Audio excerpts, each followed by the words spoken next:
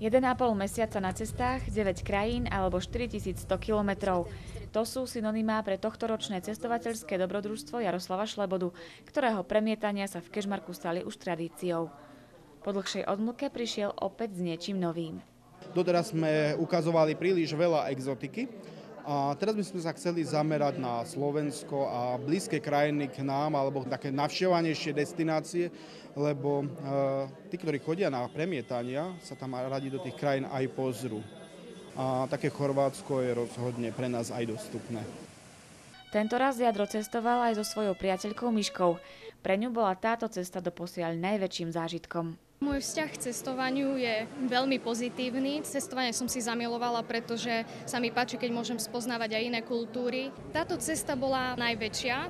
Dovtedy som mala pár takých, že týždeň, dva, no ale mesiac a pol cestovať, to bol rozhodne najväčší zážitok teraz pre mňa.